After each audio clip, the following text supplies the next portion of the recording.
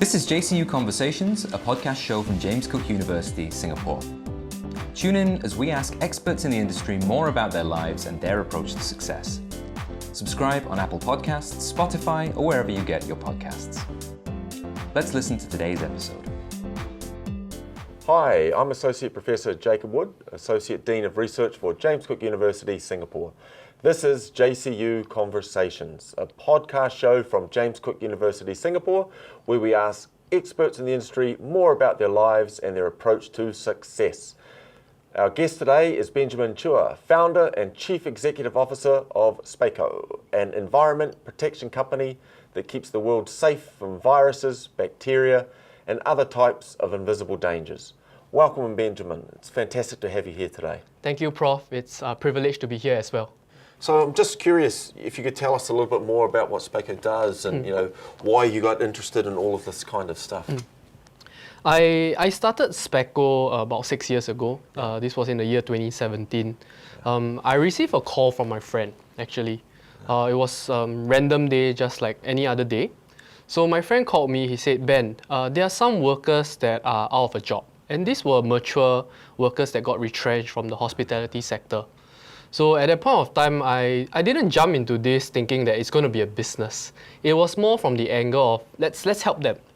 Let's help them find some jobs. Let's help them get back to the workforce. And so I asked them, so what are their skills, right? So what can they do? They said that since they were mostly hospitality workers, they could clean up. They could do cleaning, housekeeping, and whatnot. So in 2017, Airbnb was growing here in Singapore. Right, so at that point of time, I went on Airbnb, went back home, went on Airbnb, messaged a few of these operators, those people that listed on Airbnb, and just asked them, hey, do you guys need cleaning? Overnight, 30 people responded. Is that right? So that was the start. So from there, I didn't think of making money out of this, and essentially we just job matched them to serve at those Airbnb.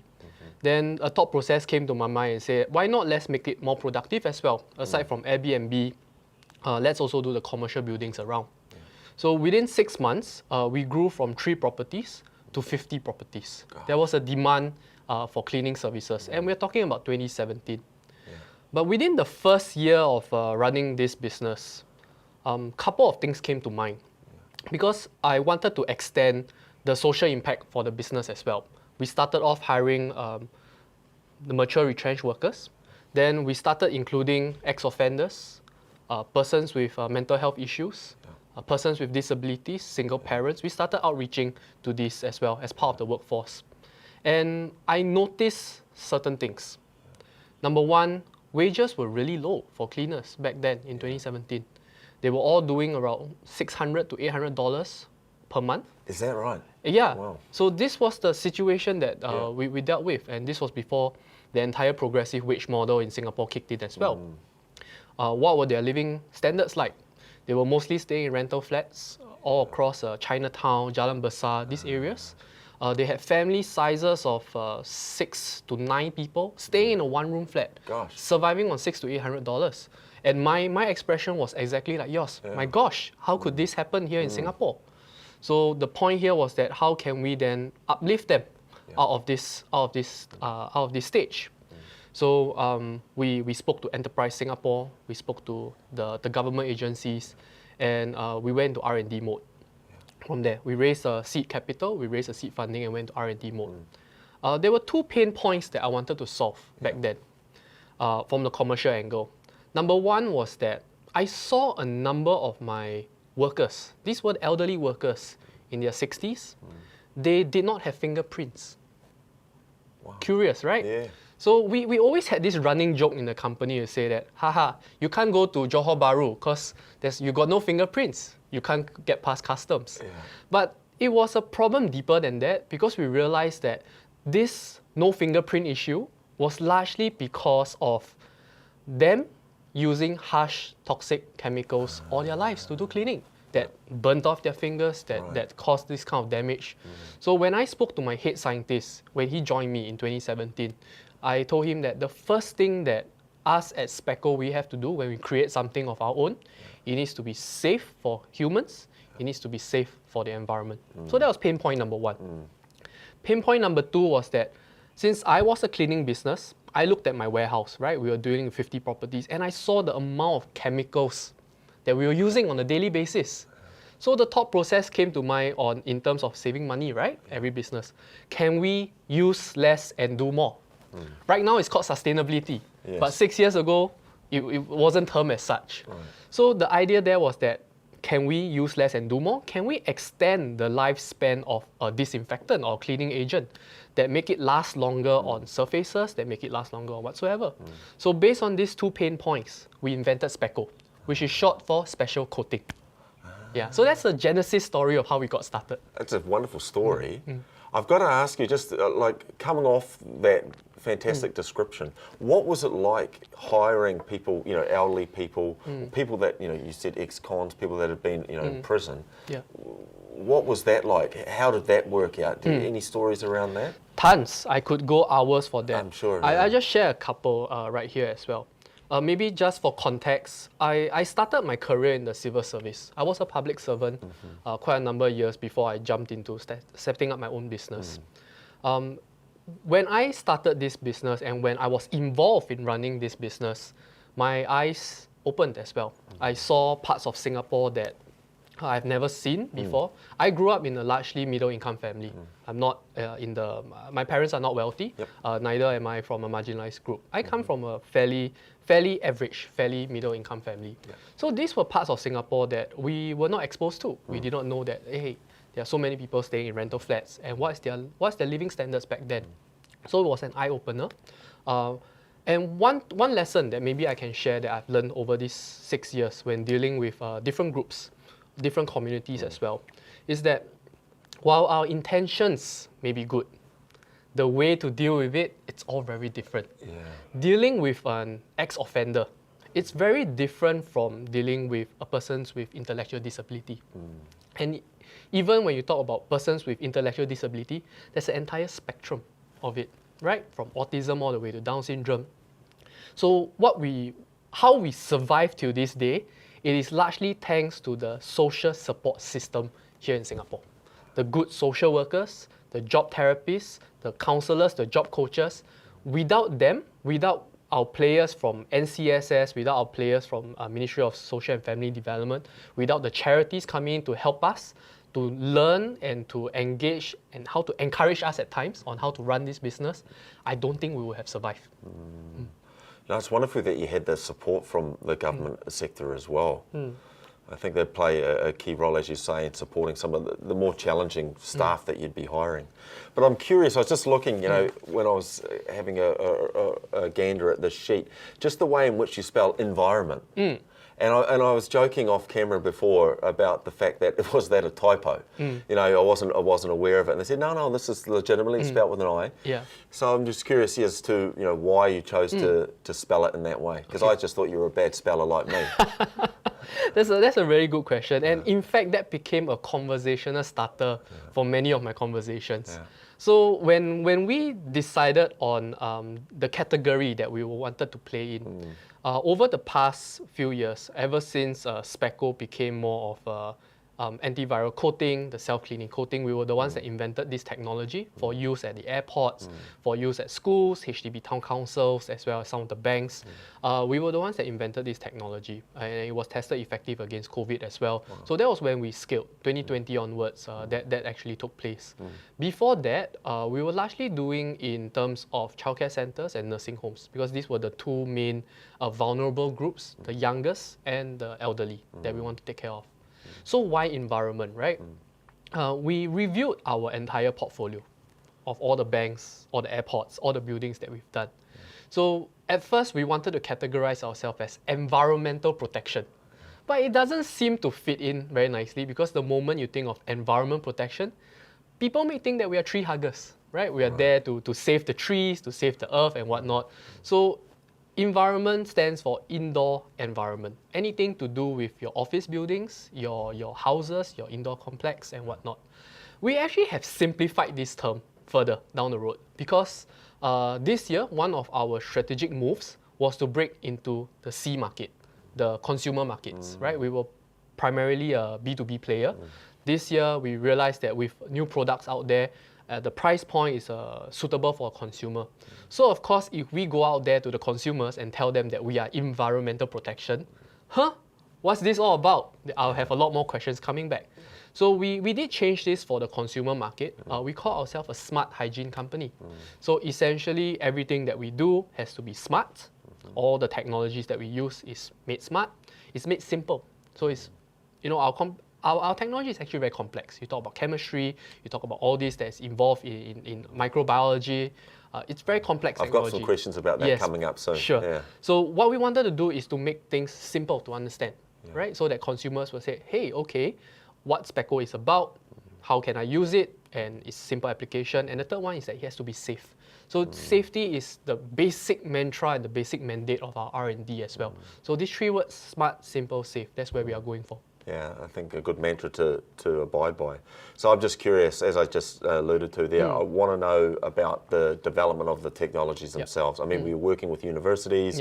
How did that work? Because I would imagine it's quite a complex process and you had to do a lot of trial and error to get things right. So could you explain a little bit about that? Thank goodness for us was that we started R&D in 2017. So it took us about 2.5 years before our technology had some level of, could see the light at the end of the tunnel. So for that 3 years between 2017 and 2019, we were essentially a very traditional business doing cleaning business. The moment 2019 hit, early of 2019, this was pre-COVID, we started seeing some development in terms of the R&D component for our antiviral coating. The pain point was as what I shared, to save chemicals and for it to be safe for people to use, right? So that was the basis of it. How it works, right? Let's drive down into that. Essentially, it acts as a binding mechanism. So you can take any chemicals and we added a binding agent to it for it to be able to last on surfaces for a long period of time. So it's able to do that self-cleaning effect into it. So what happened was that ever since that technology was made available, in 2020, we were actually awarded Singapore's IP of the Year, Intellectual Property of the Year. So this award was given to us by the Intellectual Property of Singapore. But since then, I've always asked myself, and I've always asked my team, we are not a one-hit wonder. Neither can we afford to be a one-hit wonder, right? And of course, we are always thinking about what's going to happen to us post-COVID, which is right now. We had a lot of conversations about our post-COVID play as well. We invented new technologies, and this year, I'm really proud to announce that our ambient sanitization invention is representing Singapore on a global IP award level, which is held in Geneva, Switzerland this year in July. So hopefully we have some level of traction there as well, and it's for us to really fly the Singapore flag high as well, that says that Singapore can be a global IP hub, Singapore can have good green technologies coming out from this little red dot that's going out there into the rest of the world as well. And that's what I'm excited about. No, that's awesome. And when you were developing this, was this in-house or were you working in collaboration with like NTU in US, places like that? Or When we first started, quite interestingly was that sometimes this kind of things is really by fate. So just a story to share here. How I met my chief scientist. Maybe that will be a nice, that will be a nice angle for this. So I actually met my chief scientist through church. He is a very staunch, very religious person. 30 over years experience in chemicals, material science. He's a material scientist, chemist by nature, focusing on polymers, to be exact. So when I met him, he was retired. This was in 2017. So I met up with him and he said, hey Ben, what are you doing? So I told him, hey, I'm running this social enterprise and what. So I told him about the kind of business that I want to go into and what kind of business that the company can be. So I had coffee with him at Keppel Country Club, now defunct, right? So after a round of golf, he sat me down and said, okay, where do you want to take the business to? I said that I see a lot of potential in this space, why I want to uplift people as well in the meantime. And he looked at me and said that, I think I can help you. I think I can help you. Do you think my experience in chemistry can actually assist you? So we had this conversation and there was no such product in the market, nowhere to coat all these surfaces. But there were things like antibacterial technology for fabric, things like your mask, things like your socks, your underwear. So how to make such fabric not smell, right? So these technologies are really available. And he actually specialized in those areas. So the question that I asked him was that, can this technology be repurposed, or can this technology be enhanced for the built environment? Yeah, so he said, I think we have a problem solution statement, a problem statement that we can solve. Let's look into it. Let me bring together a team of scientists, but who's going to pay for it, right? So I went to door knock, right, to the government and say, hey, look, I think this is where the business is going. We need X amount of dollars. Do you think there can be certain level of grants that could be dispersed to us? Very thankfully, the Singapore government is really, really supportive of startup culture, really supportive of innovation. In 2017, that was the whole PIC play right there, right? And you talk about industry transformation, how to be the spear tip of such innovations. So we managed to raise a grant from there to start work.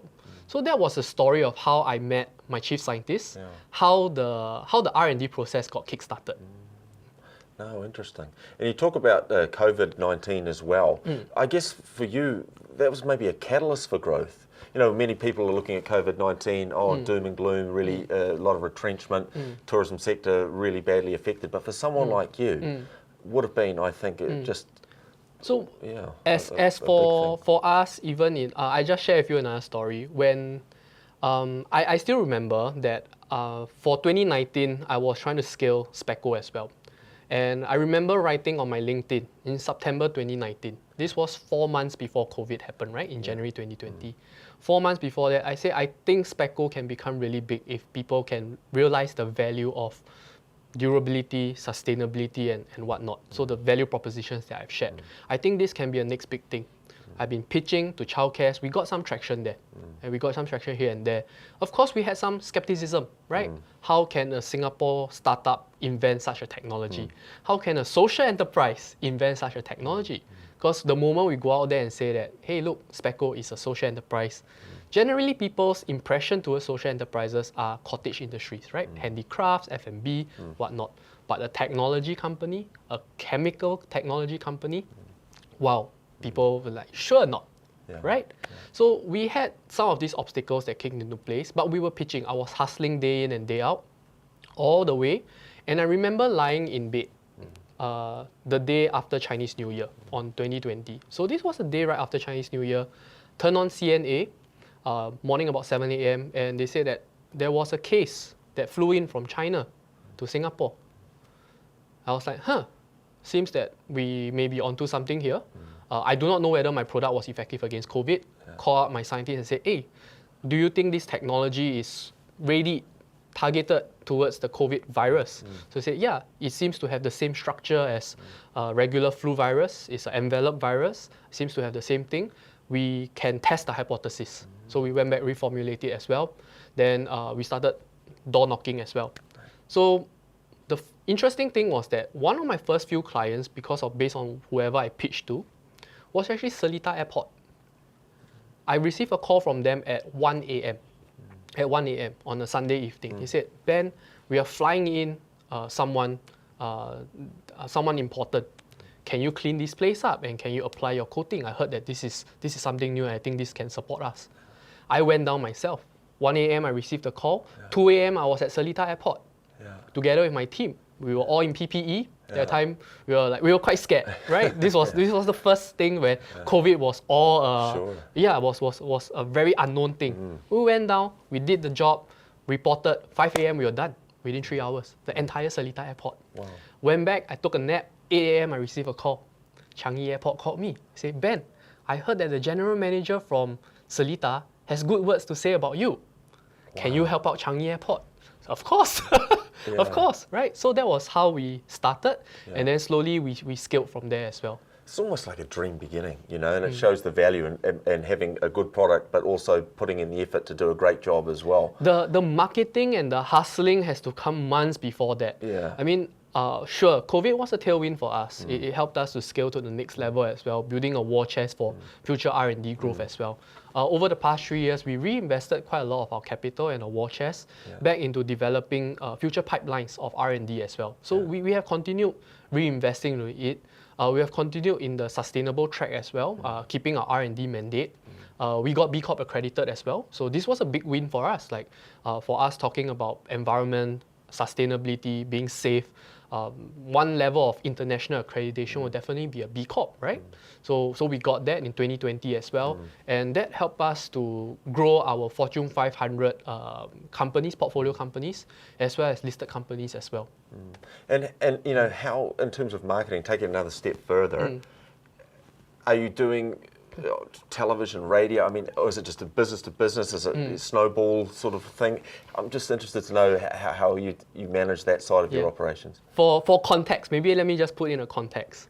When we started, I started a business with $1,000. So it's not coming in with entire marketing budget, or I can run billboards. We started small.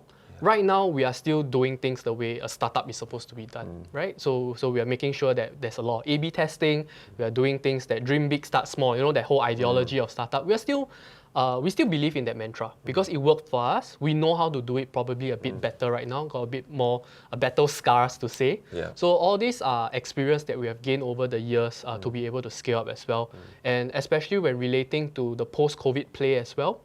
We started looking at investing in technologies for post-COVID since 2021. This was the time where the Delta variant just came onto our shores. Yeah. Everybody was still masked up. And at that point of time, we were the only ones that were saying that, have you thought about life beyond COVID? And people were looking at us and say, huh? Are you sure? We are all still masked up and whatnot. Yeah. But I said, just think about it. Just think about it. And we started having conversations. And the best part was that when I had these conversations with my customers, you could tell that these conversations actually brought smiles to their face. It was more like a hopeful conversation, to see the light at the end of the tunnel conversation. It was a conversation of aspiration, hope. You get that warm, fuzzy feeling at the end of the day. And at that point of time, we were also able to relook at our entire business and see, where should we put our next dollar for investment? Yeah. It allowed us to reconceptualize and go back to the drawing board to rethink that if everybody else pivoted during COVID to survive, should we be the ones to pivot when COVID is over? So that was the question that I asked my team. Yeah, good question to ask too. Yes.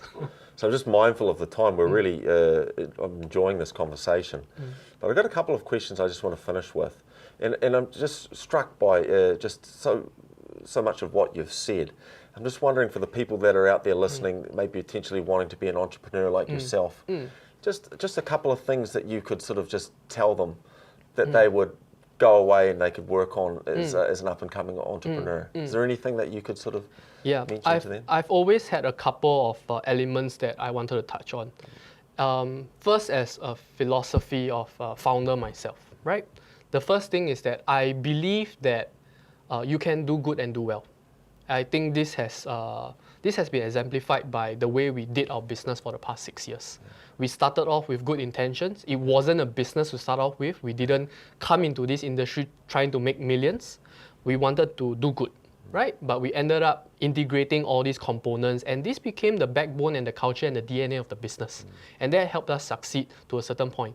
Why? Because of retention, because of talent attraction, because of the way our partners are being drawn to us as well. They say, this company is a good company to work with. They believe in certain things. They have values, they have ethos. So this is a component that we started building our reputation for. Yeah. So I think the ethos and the business values of the founder is very important, especially for first-time founders, startups. Yeah. You need to be able to narrate this. The second point that I may want to make is that you have to dream big and start small. This is something that I've always spoke to my team as well. I have a full product innovation team right now as well. And these are people that will always bring me new products and say, Ben, I think this is going to be the next big thing.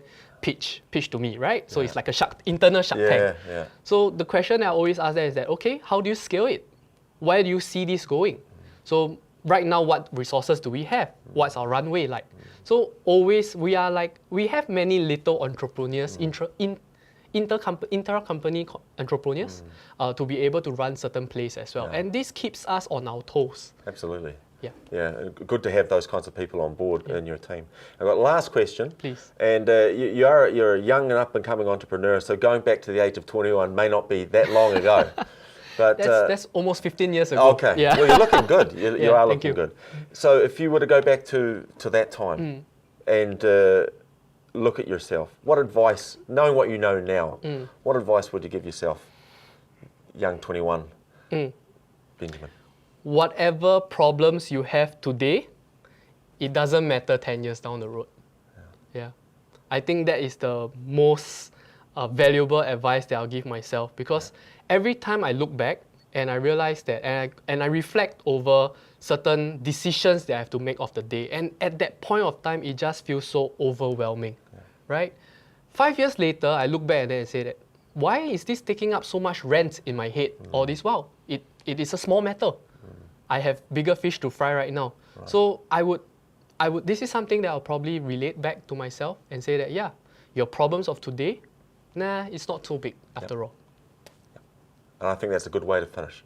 Thanks, Benjamin. It's been a pleasure meeting you. My and pleasure talking as today. well. Thank you Yes. very much. Thank Happy you. to be here. Yeah. Thank you.